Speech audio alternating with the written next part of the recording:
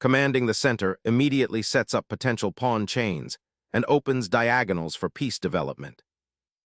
Developing the knight to a flexible outpost immediately challenges central control and prepares for further piece activity. Asserting central presence, white stakes a claim for space, aiming to outmaneuver black's developing pieces. Embracing flexibility, black prepares to develop the king's bishop and establish a solid pawn structure, setting the stage for a strategic battle. Developing the knight to c3 solidifies the center and prepares for kingside castling, while keeping the pawn structure flexible. Developing the bishop here pins the knight, creating immediate tension and restricting white's central pawn advances, while also preparing to potentially double pawns later. Solidifying the center, white offers a retreat for the pinned knight, preparing to develop the kingside further. Embracing central space, black boldly challenges white's pawn structure, aiming for active piece development and opening lines. Reinforcing central control while preparing to castle, this move skillfully navigates the immediate pressure. Securing the monarch initiates a period of calm development, preparing to activate minor pieces and challenge central control.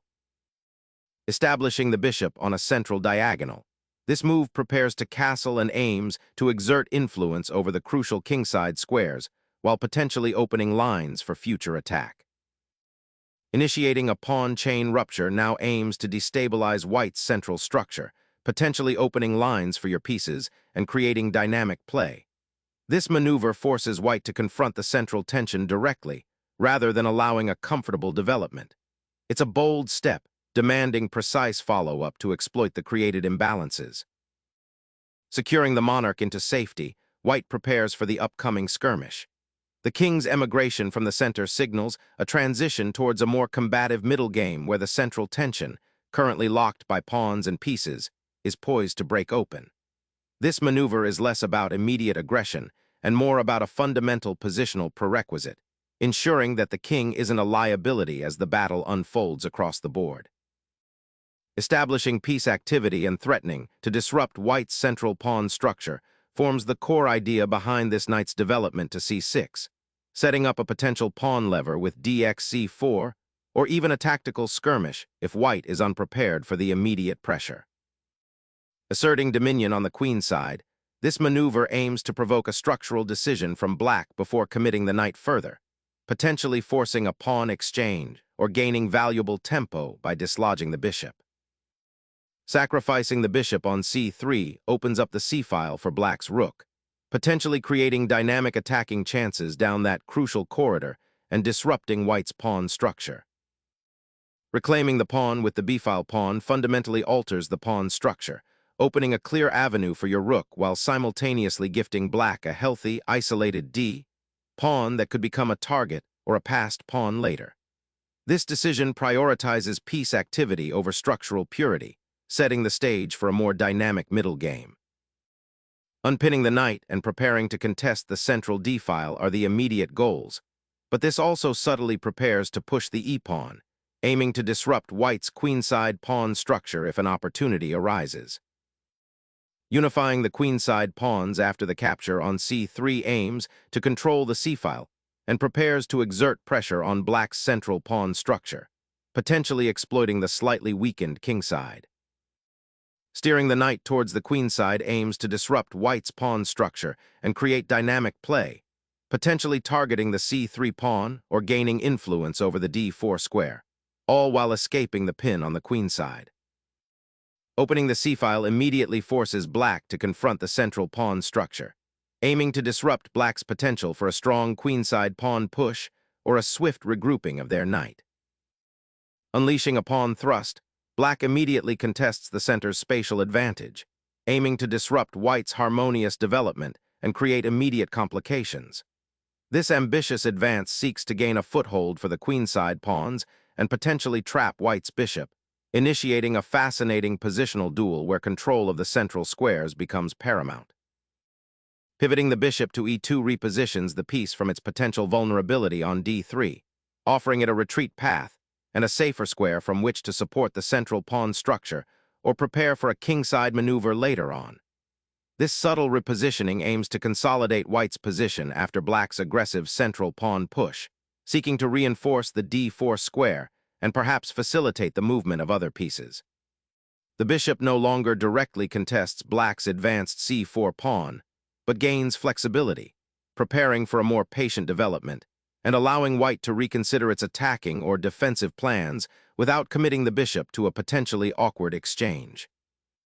Black boldly reclaims the central pawn, a necessary step to prevent white from solidifying a dominant pawn presence and to open lines for the queen. This action ignites the queen side, but it also creates isolated pawns for white, a potential long-term target if black can coordinate their pieces effectively. Observe how the central tension now shifts. Black has sacrificed a tempo with the bishop retreat, but gained crucial central space and a more dynamic pawn structure to challenge white's seemingly comfortable setup. The game's character transforms from a restrained positional dance to a more direct confrontation. Initiating a knight repositioning, white aims to redeploy the horse from the d2 square towards the kingside, potentially eyeing the f3 or e4 outposts, while simultaneously reinforcing the central pawn structure by offering potential support to the e3 pawn. This maneuver subtly prepares for a potential kingside pawn storm later in the game, creating a more dynamic pawn formation. It also indirectly prepares to contest the queenside space. Liberating the bishop from its passive restriction behind the d5 pawn now unlocks aggressive potential towards white's kingside, simultaneously posing a tactical threat to the nc3 if white isn't careful with their king's safety. Liberating the knight and opening the b-file for potential queenside pressure, this exchange drastically alters the pawn structure, solidifying white's central control at the cost of an isolated d-pawn. Reclaiming the knight to an active central square, the black knight now eyes a promising outpost on f2, potentially disrupting white's kingside pawn structure and initiating tactical skirmishes. Preparing the king's shelter, white aims to solidify its monarch's safety before the storm, a prudent step given the open central files and the ever-present pressure from black's knights. Unleashing a pawn storm on the kingside, black seizes initiative, aiming to disrupt white's central pawn structure and open lines for attack. Challenging black's entrenched queenside pawns, white reroutes the rook to the queenside, preparing to exert pressure along the open b-file and potentially dislodge black's knight from its advanced post. Reigniting the central tension, nc6 aims to solidify black's pawn chain and challenge white's knight's outposted position on d2, while simultaneously preparing to contest control of the c-file. Aggressively contesting the queenside is the idea here, aiming to solidify white's pawn structure and gain breathing room. By pushing the pawn, white prevents black from establishing a dominant outpost on that flank and simultaneously creates potential for a breakthrough or a safer retreat for the knight if needed. This move intends to choke off black's queenside play before it can truly blossom, forcing a more constrained game for the opponent. Diverting the queen to the queenside aims to challenge white's protected pawn majority on that flank, potentially creating weaknesses or opportunities for counterplay after exchanges, and seeks to activate the queen from its current somewhat passive post. Launching an assault on black's queenside pawn structure, the bishop advances to a more aggressive post, aiming to disrupt black's coordination and potentially open lines for white's rooks along the file. Instantly reinforcing the central pawn chain and eyeing the d5 square, black signals a determined push to break white's positional advantage. This maneuver is all about reclaiming dynamism after the doubled pawns were cemented. Focusing on the queenside's newly opened avenue, this repositioning of the rook to the e-file aims to establish a potent battery with the queen, potentially pressuring black's king and preparing for a central pawn thrust. Expanding along the queenside, black aims to create counterplay and challenge white's central control by attacking the weakened c4 pawn and potentially opening the b-file for future activity, while simultaneously preparing to activate the rook on the b-file. Preparing to reinforce the kingside and potentially target black's advanced pawn structure, this rook maneuver aims to activate the forgotten pieces on the kingside, aiming for a more cohesive defense and preparing for future offensive operations. Activating the queen on the open e-file signals an intention to contest control and potentially unleash it on the king side. But it simultaneously exposes the piece to immediate counterplay on the d-file should white decide to push pawns. A subtle yet crucial repositioning. This rook now eyes the d-file, potentially forcing black's hand regarding the isolated d5 pawn, and preparing to contest open lines should the opportunity arise. Unleashing the queen onto the king side creates immediate attacking potential, a bold choice that throws caution to the wind and forces white to confront direct threats. Steering the knight towards the king side opens avenues for a potential kingside attack, aiming to activate the piece on a more central or attacking square away from the current pawn structure's limitations. Shifting the queen to h5 creates an immediate confrontation on the king side, aiming to disrupt white's defensive setup and probe for weaknesses around the enemy monarch. Unleashing a pawn storm often invites a counterstrike, and this f3 push, while aiming to solidify the king's position and potentially activate the g-pawn, significantly weakens the light squares around white's monarch, creating long-term vulnerabilities. Sensing a shift in pressure on the king side, black reorients the knight from the active queenside pursuit to reinforce potential weaknesses and prepare for white's looming pawn advance. Seeking to untangle the knight and activate it on the king side, this knight repositioning aims to liberate white's pieces from their somewhat passive initial placement and potentially support an upcoming kingside pawn storm or counterplay. The knight's journey to e6 is a curious repositioning, aiming to bolster the d5 pawn and perhaps the c4 square, but it surrenders key squares on the king side and delays any active piece play, leaving black's monarch somewhat exposed. The pawn thrust on e4 dramatically opens up the center, aiming to shatter black's solid pawn structure and unleash white's rooks. This aggressive pawn advance, though potentially creating weaknesses, immediately challenges black's central control and forces a strategic reevaluation of their defensive setup.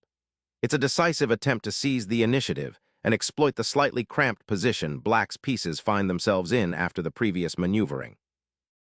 Repositioning the rook from the central e-file allows it to support the central pawn push and potentially activate on the h-file if the king side opens further.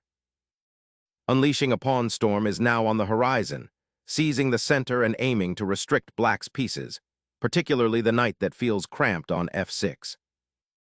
The knight repositions, seeking to escape the suffocating pawn chain and perhaps reroute to a more active square, possibly targeting white's weakened kingside.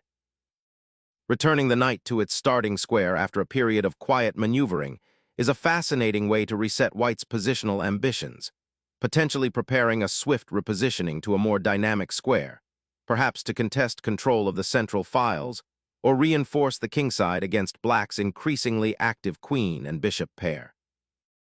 Sacrificing material for such open lines and an exposed king is a bold gamble, potentially opening up a diagonal for your queen and knight to exploit the weak squares around the white king. Initiating a daring raid on the queen's flank, this rook seeks to pierce black's defenses, aiming to exploit the weakened kingside pawn structure and create dynamic imbalances. The knight's daring foray to d3, far from its brethren, introduces an intriguing dynamic. It aims to pry open the kingside by attacking the f3 pawn, potentially liberating black's queenside majority, and creating a complex interplay of forces where white's central pawn structure is under scrutiny. Reasserting central control, white pivots the queen to a more active square, aiming to disrupt black's burgeoning initiative and perhaps prepare for a rook lift or a kingside advance. Boldly plunging the knight into the center, black initiates a sharp tactical sequence, aiming to disrupt white's pawn structure and seize an initiative on the queenside. This audacious move forces white to immediately confront the threat, potentially sacrificing material for positional advantages or embarking on a complex defensive line. The placement of the knight on d4 creates a powerful outpost, disrupting the harmony of white's pieces and demanding immediate attention. Unleashing the captured pawn's potential opens a crucial diagonal for the rook, while simultaneously challenging black's overextended queen and threatening to destabilize their central pawn structure. The black queen, suddenly empowered, surges forward to liberate white's d-pawn, disrupting white's central control and threatening a cascade of tactical issues, particularly the vulnerability of the G2 pawn, which is now left unprotected after white's prior pawn push. Reclaiming the central file provides a crucial launching pad for white's pieces, disrupting black's nascent initiative and preparing to challenge the queenside. Challenging the central pawn structure with a queen sortie, aiming to disrupt white's established formation and potentially expose weaknesses. A daring recentering maneuver, aiming to reposition the knight from its passive post to a more active central square and potentially threaten the enemy queen. Shifting the queen to the queenside underpins a desire to evade the central pressure and potentially reorganize forces for a counterattack, though it also relinquishes active central squares and invites further tactical skirmishes on the kingside. Unleashing the rook to the f-file seizes a vital open highway, aiming to disrupt black's nascent queenside pressure and potentially target the vulnerable f7 pawn, a stark contrast to the previously static piece play. Snatching that advanced pawn seems tempting, but it leaves your king exposed and allows white to dominate the d-file, potentially threatening discovered attacks and creating insurmountable pressure on your position.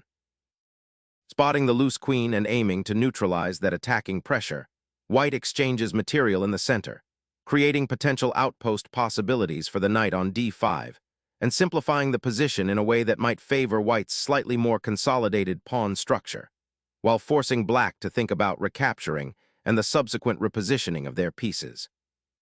A daring foray into enemy territory, this queen's journey seeks to disrupt white's consolidated position and potentially launch a counterattack. By occupying the second rank, black aims to exploit any weaknesses in white's pawn structure and create new avenues of pressure, perhaps even targeting the castled king if the opportunity arises. Shifting the rook to its sibling file is a quiet repositioning that prepares to contest the central open file, aiming to neutralize black's attacking potential and potentially launch a counterattack later. Unleashing a powerful rook creates an immediate threat of checkmate, forcing the opponent to defend their king with their queen, significantly disrupting their defensive structure and opening up tactical possibilities. White recaptures the queen, a necessary response that simplifies the position and heads towards a likely endgame. A desperate gamble, plunging the king into the heart of enemy fire, hoping to disrupt white's coordinated pieces with a sudden check and exploit the exposed queen. The king's newfound openness on the h-file demands immediate attention. White aims to consolidate the defense by blockading the critical diagonal and preparing for potential counterplay through the center. The rook's foray to the back rank, securing the passed pawn, forces a dramatic endgame where white's king is suddenly exposed, threatening to unravel their entire setup. The rook's journey to the open file finally solidifies white's control, promising a more active role in the impending endgame as the queens exit the board. The knight's journey to e5 immediately injects dynamism into the endgame, aiming to exploit the suddenly exposed white king and threatening to fork the queen and rook if the opportunity arises. Reinforcing the knight on e3 shores up the kingside defenses and prepares a potential advance of the f-pawn, aiming to disrupt black's bishop pair. The knight's advance on the third rank opens a crucial diagonal for black's remaining bishop and simultaneously targets white's central pawns, seeking to disrupt their solidity. The king cautiously steps out, seeking sanctuary from the impending storm on the kingside, while preparing to contest the crucial central files. Unleashing the pawns offers a bold attempt to disrupt white's consolidated setup and potentially create counterplay on the kingside, though it might expose black's own monarch in the process. Solidifying the kingside pawns against any potential infiltration from the nimble knight, even if it sacrifices some breathing room for the king. The rook now occupies a crucial open file, aiming to exert pressure on the remaining white pawns while white's pieces are awkwardly positioned and tied down to defending the exposed king. Stepping onto the d-file, the rook immediately puts pressure on black's vulnerable passed pawn, a critical decision in this endgame where pawn races are the order of the day. Bringing the knight to the central squares to disrupt white's pieces and contest the crucial d-file now becomes black's primary objective. The bishop vacates the diagonal, aiming to reposition itself for future defensive duties or to support a pawn advance. Opening up the bishop's diagonal to threaten the pawn on c3. Unleashing a knight to f5 dramatically shifts the focus towards black's king, aiming to exploit the weakened dark squares after white's earlier pawn pushes. This aggressive placement forces black to immediately address the tactical threats, potentially leading to further concessions or a desperate defense. The knight, having completed its journey to a more active square, now eyes the d2 pawn, forcing a decision and potentially opening lines for its rook to join the fray along the now contested c-file. Launching a decisive assault, the rook's entry onto the 8th rank aims to shatter black's defense and bring the king into immediate peril. Shifting the king allows black to potentially activate the remaining pieces and defend the vulnerable pawn chain, aiming for a more stable middle-game structure before the inevitable exchanges simplify into an endgame. Unleashing the knight to the open 7th rank forces the opposing king into a precarious position, highlighting the tactical geometry of this critical juncture.